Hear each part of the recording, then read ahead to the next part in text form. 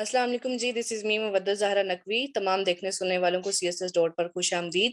हमने एक question and answer series शुरू की है, जिसमें आपके भेजे हुए क्वेश्चन हम अपने मेंटोर सर आसिम रज़ा तक पहुंचाते हैं और वो उन क्वेश्चंस का जवाब देते हैं। जैसे कि मैं आपको बताती चलूँ को css.com एक ऐसा प्लेटफॉर्म है जहां पर आपको सीएसएस पीएमएस से रिलेटेड इंफॉर्मेशन और गाइडेंस की कभी कमी नहीं होगी। तो आपसे पिछली वीडियो में रिक्वेस्ट की गई थी कि अगर आपका कोई क्वेश्चन है तो आप हमें वो भेजें। आप अपने ईमेल कर दें, व्हाट्सएप कर दें या कमेंट सेक्शन में ड्रॉप कर दें, तो हम वो क्वेश्चन सर आसिम तक पहुंचाएंगे।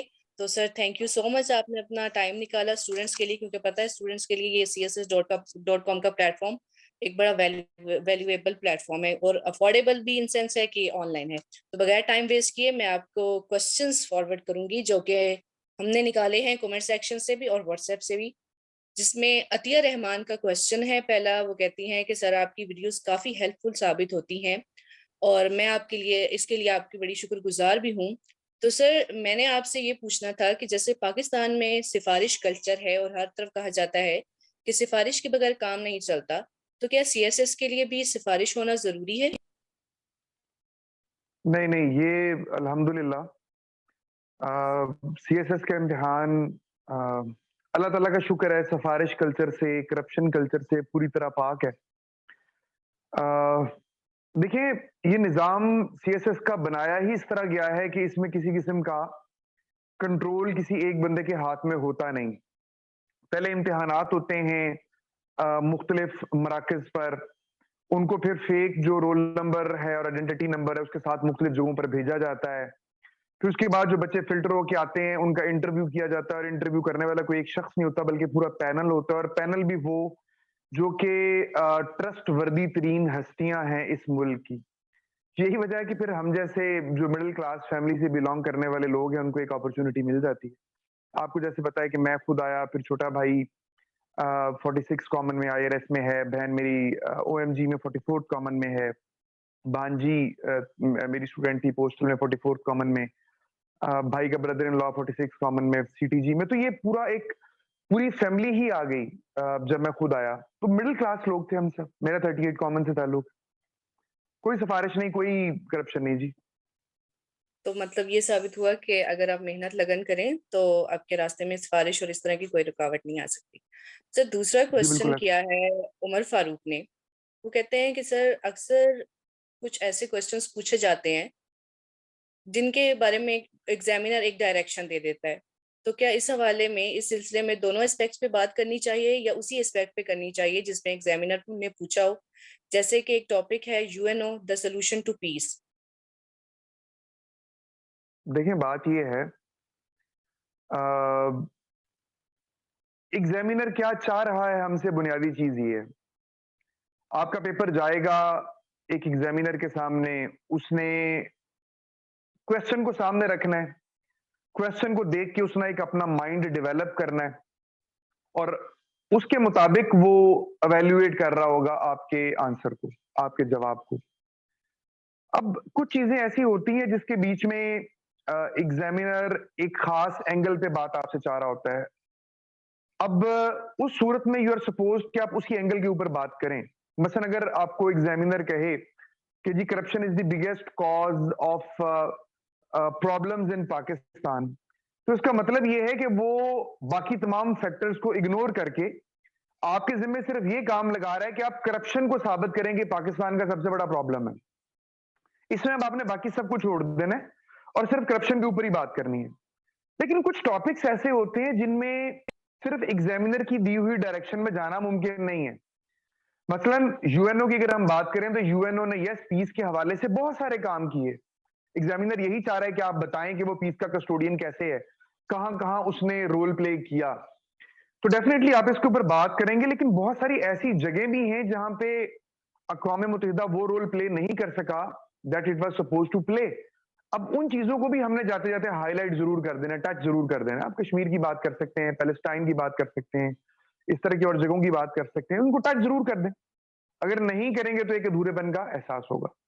लेकिन मेन डिस्कशन उन्हीं खतूत में होगी जो कि एग्जामिनर ने खुद आपके लिए सेट कर दी। इट मीन्स के रेलेवेंट रहते हुए जितनी बात कर सकें वो मुमकिन है। सर जी। सीएसएस इनसाइडर की तरफ से क्वेश्चंस है कि मोस्ट ऑफ द स्टूडेंट्स का प्रॉब्लम है उनकी हैंड राइटिंग अच्छी नहीं होती, तो आप क्या सजेस्ट करते हैं कि हैंड राइटिंग कैसे इंप्रूव की जाए? ये बहुत बड़ा प्रॉब्लम है जी। बहुत सारे टीचर्स इसको वैसा वेट नहीं करते जैसा मैं समझता हूँ कि इसको वेट किया जाना चाहिए। आपने अपने पेपर के साथ खुद नहीं जाना, सिर्फ आपका पेपर जाना है और उसी में आपका एक इंप्रेशन क्रिएट करना है आपके एग्जामिनर के पास। अगर आपकी लिखाई ऐसी है कि वो पढ़ी ही नहीं जा रही या उसको पढ़ने में दुश्वारी है, तो एग्जामिनर आपको सीधा सीधा फेल करेगा, इसमें कोई दो राय नहीं है। I am very much convinced. आपने अगर इंग्लिश इस तरह की लिखी है कि वो पढ़ नहीं पा रहा, उसको दुश्वारी आ रही, वो फेल करेगा। वो कोई इंटरेस्ट नहीं रखता आपसे। उसने मतलब उसका टास्क ये है कि उसने बच्चों को कम करना है। उसका टास्क ये नहीं है कि बच्चों में से छुपा हुआ टैलेंट उसने बरामद करना है। उसका टास्क ये है, क्योंकि उसके पास तो इजीली बच्चे मिल रहे हैं उसको, बड़े बड़े पोटेंशियल वाले कैंडिडेट उसको इजीली दस्तयाब है, तो वो आपको फेल कर देगा। पहली चीज ये, तो इसकी ये अहमियत है। अच्छा, अगर आपकी लिखाई पढ़ी जा रही है लेकिन खूबसूरत नहीं है, तो इसका इंपैक्ट ये है कि आपको हर नंबर में, हर पेपर में कम से कम 5 to 10 नंबर दूसरे बच्चों की निस्बत कम मिलेंगे। मसलन पाकिस्तान अफेयर का एक पेपर है या करंट अफेयर का पेपर है या इस्लामियात का पेपर है, एक बच्चे ने बहुत खूबसूरत हैंड राइटिंग में किया हुआ है, दूसरा वही पेपर दूसरे बच्चे ने एक ऐसी हैंड राइटिंग में किया हुआ है जो खूबसूरत नहीं है, पढ़ी जा सकती है। 1 से 2 नंबर जिसने साफ और खूबसूरत लिखा हुआ वो सवाल में ज्यादा लेगा, मिनिमम ज्यादा लेगा। तो यूं ये 8 के करीब नंबरों का, 4 से 8 के करीब नंबरों का फर्क यहां पे बन जाता है। तो ये चीज चलते चलते अगर आप उसको मल्टीप्लाई करें, 11 से 88 नंबर बन जाती है। It's it's it's it's big thing. तो इसकी बड़ी अहमियत है। ये मैंने अहमियत से पहले बात कर दी, अभी बताता हूं कि करना क्या है आप लोगों ने। देखें, आपने सबसे पहले अपने आप को ये कन्विंस करना है कि आप साफ लिखना चाहते हैं। एक इंसान जो कुछ करना चाहता है वो कर लेता है। गंदी लिखाई की बहुत बड़ी रीजन ये होती है कि आप साफ लिखना ही नहीं चाह रहे होते। तो आप एक डिसीजन कर लें सबसे पहले कि जी मैंने गंदा नहीं लिखना, मैंने साफ सुथरा और खूबसूरत लिखना है।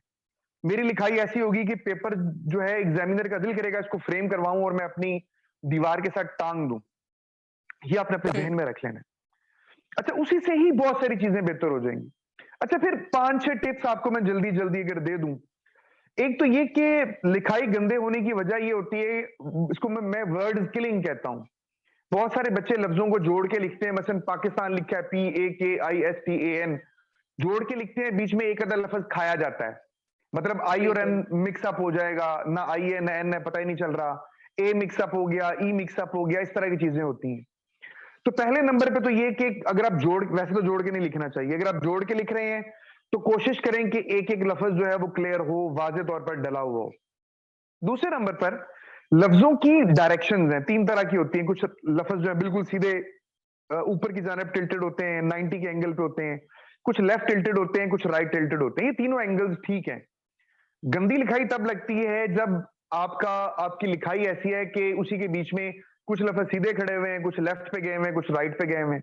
तो आप अपने खत की एक डायरेक्शन को पहले पक्का करें। मैं बिल्कुल सीधा स्ट्रेट 90 के एंगल पे मेरे लफ्ज जो है वो डला करते थे। तो आप इस तरह देखें कि आपके लफ्ज राइट टिल्टेड हैं, सीधे हैं कि लेफ्ट टिल्टेड हैं, और फिर उस लिहाज से उसको जो है सारे लफ्जों के बीच में एक सिमेट्री लेकर आए। हाशिया छोड़ें और दोनों साइडों से छोड़ें, हाशिए में कंजूसी ना करें। फिर उसके बाद में जो लफ्जों के दरमियान की स्पेस है, Pakistan is a beautiful country, Pakistan और इज के दरमियान जितना फासला है, इज और ए के दरमियान उतना ही फासला हो, ए और ब्यूटीफुल के दरमियान उतना ही फासला होना जरूरी है। फिर लाइनों के दरमियान प्रॉपर आप स्पेसिंग दें। पैराग्राफ जहां पे चेंज करना है, एक लाइन को छोड़ें, एक लाइन को छोड़ने के बाद अगले पैरे में जाएं, और नया पैरा हमेशा को 2 इंच राइट साइड से आप जो है वो शुरू करें। अच्छा, फिर उसके ओके। बाद में हर पेन से लिखाई एक जैसी नहीं आती। मैं बॉल पॉइंट से लिखूं तो एक तरह लिखता हूं, मार्कर से लिखूं तो एक तरह, इंक पेन से लिखूं तो एक तरह। आप चारों पांचों जो पेन है, जेल पेन भी है उसमें और दिगर भी है, उनसे पहले ट्राई करके देख लें कि आपकी लिखाई अच्छी किससे आती है। फिर जिससे अच्छी आती है पेपरों तक सिर्फ उसी की प्रैक्टिस करें, बाकी तमाम पेनों को आप छोड़ दें। फिर कटे हुए मार्कर का इस्तेमाल जरूर करें, उससे लिखने की प्रैक्टिस करें, वो लिखना आ जाता है, वो बड़ा एक एक अच्छा जो है वो इम्पैक्ट जो है वो क्रिएट करता है। फिर आखिरी चीज, जब हम लिखाई इंप्रूव करना सीख रहे थे, उस दौर में जिस दौर में हम पढ़ाऊं, मैं पढ़ाऊं, हम पढ़े हैं, इसको लिखाई बनाना कहते थे। और सरकारी स्कूलों में ये बड़ी अहम रिक्वायरमेंट होती थी कि जी लिखाई बनाएं अपनी। हमारे उस्ताद हमें ये कहा करते थे कि जी आप जहां बैठे हुए हैं वहां लिखना शुरू कर दे। मैं बैठा हूं ना आपके सामने, ये मेरे पास कुछ नहीं है, मेरी उंगली है और मैं ये एक ये फोम की गद्दी है, तो मैं इसके ऊपर पाकिस्तान लिख रहा हूं अभी, PAKISTAN। वो कहते थे आप जमीन पे बैठते हैं तो जमीन पे लिखना शुरू कर दें, जहां बैठते हैं आप लिखते रहें, कागज के ऊपर, जमीन के ऊपर, गत्ते के ऊपर, तख्ते के ऊपर, कलम से, उंगली से, शाख से, जो मिल जाए लिखते रहें, ऑटोमेटिकली चीजें बेहतर हो जाती हैं। सर अभी तो कुछ शॉर्ट कोर्सेज भी ऑफर कर रहे हैं हैंड राइटिंग इम्प्रूविंग की, तो क्या वो ज्वाइन करने चाहिए या फिर जरा सी एफर्ट से घर में भी ये इम्प्रूव हो सकती है? यार पहले खुद ट्राई कर लें, अगर कामयाब ना हो तो कोर्सेज को ज्वाइन कर लें। अच्छा, लेकिन उसमें एक चीज समझ लेनी है कि मैंने पता नहीं क्यों, या मैं आईटी में चूंकि इतना अच्छा नहीं हूं, तो शायद मुझे अंदाजा ना हो कि वो जो डिजाइन डाल डाल के YAG लिखा जाता है, ये वो नहीं है। वो डिजाइन डाल डाल के लिखना जरूरी नहीं है, उसकी रिक्वायरमेंट वो पढ़ा ही नहीं जा रहा होता। पता नहीं उसको गोथिक कहते हैं, क्या कहते हैं, कैलीग्राफी स्टाइल में। आपने वैसे नहीं लिखना, आपने साफ सीधा लिखना है ब्यूरोक्रेटिक स्टाइल में, that's it. Okay sir. Sir next question है अब्दुल रहमान का। वो कहते हैं कि सर आपकी वीडियोस काफी प्लेटफॉर्म पर मेरे लिए हेल्पफुल साबित हुई हैं, जिसके लिए मैं आपका बड़ा शुक्रगुजार हूँ। मैंने क्वेश्चन ये करना है कि इंट्रो लिखते वक्त क्या होल ऐसे पर बात करनी चाहिए या स्टांस तक लिमिटेड रहते हैं? देखें, आपका जो इंट्रो है ये दो चीजों का मजमूआ है। आपने स्टार्टिंग लाइंस देनी है और उसके बाद में थीसिस स्टेटमेंट देनी है। थीसिस स्टेटमेंट के अंदर आपका स्टांस भी आएगा, उस स्टांस को सपोर्ट करने के लिए एक आपने सेंटेंस एविडेंस का देना है, और फिर उसके बाद में आपने ऐसे में जिन जिन डायरेक्शंस में बात की है उस पर एक एक सेंटेंस आपने दे देना है। जैसे एक सेंटेंस कॉज का, एक इम्पैक्ट का, एक रिकमेंडेशन का। तो यूं कि 5-6 आपके सेंटेंसेस की थीसिस स्टेटमेंट जो है बन जाती है। कुछ उस्ताद किराम कहते हैं कि खाली स्टांस ही थीसिस स्टेटमेंट है और बाकी चीजें उसके अलावा लिखी जाती हैं। बहरहाल मेरी नुक्ता नजर में स्टांस प्लस बाकी चीजें मिलकर थीसिस स्टेटमेंट बनती है और ये जरूर देनी चाहिए। सर सर नेक्स्ट क्वेश्चन है राय अमीर हमजा का। वो कहते हैं कि अगर हमसे पूछ लिया जाए कि पाकिस्तान के अंदर प्रेसिडेंशियल फॉर्म ऑफ गवर्नमेंट हो या पार्लियामेंट्री, तो हमारा स्टांस क्या होना चाहिए? जो भी आपका स्टांस हो, आपने जस्ट उसको सपोर्ट करना है। देखिए, आप आजाद हैं अपना स्टांस जो मर्जी रखें, अनलेस कि वो पाकिस्तान के फंडामेंटल्स के अगेंस्ट है। मसलन दो कौमी नजरिए के खिलाफ आप बात नहीं कर सकते, इस्लाम के खिलाफ बात नहीं कर सकते, पाकिस्तान की इंटेग्रिटी के खिलाफ आप बात नहीं कर सकते, और करनी भी नहीं चाहिए। हम मुसलमान भी हैं और पाकिस्तानी भी हैं। इसके अलावा जो दिल करता है आप अपना स्टांस रखें, लेकिन आपने उसको सपोर्ट करना है। It should be well supported, और आर्गुमेंट्स दें, दलाइल दें, लॉजिक दें, और जो भी आपका स्टांस है आपको इजाजत है। Okay sir. Sir next question और लास्ट क्वेश्चन है मारिया कुलसूम का। वो कहती हैं कि वो 1 साल से आपको यूट्यूब के थ्रू फॉलो कर रही हैं और आपकी वीडियोस से काफी उनको फायदा भी हुआ। वो ये पूछ रही हैं कि अगर टॉपिक आ जाए एक्सट्रीमिज्म या सेक्टेरियनिज्म पे, तो क्या हमें जो पॉलिटिकल फिगर्स या पॉलिटिकल पार्टीज है उनकी पॉलिटिक्स को रिजेक्ट करना चाहिए ओपनली या नहीं? क्रिटिसाइज अगर वो मुझसे पूछ रही हैं कि करें या ना करें, देखिए लीगली मुमानियत नहीं है। आप जो लिखना चाहें आप लिख सकते हैं, जो बात करना चाहें आप बात कर सकते हैं, लेकिन इसमें 2-3 चीजें हैं। पहली चीज तो ये कि you need to be justified. मसलन आपको बिला वजह किसी पे तनकीद करने की कतई इजाजत नहीं है। बिला वजह आप किसी के ऊपर तनकीद करना शुरू कर दें जब आपके पास कोई सबूत ना हो, कोई दूसरी चीजें भी ना हो। पहली बात तो ये हो गई। सियासी नारा किसी के खिलाफ बना हुआ है, आप उसी नारे को इस्तेमाल करते जाएं, उल्टे सीधे नाम लें, इसकी कतन इसकी आपको इजाजत नहीं है। ये पहली चीज है। दूसरी चीज ये कि कुछ चीजें जो सेटल्ड हैं, मसलन पाकिस्तान की अदलिया ने फर्ज करें किसी सियासतदान के खिलाफ कोई मुकदमे में फैसला दे दिया और आप उसको रेफर करना चाह रहे हैं कि जी फिलहाल केस में अदालत ने ये वर्डिक्ट दिया, आप कह सकते हैं।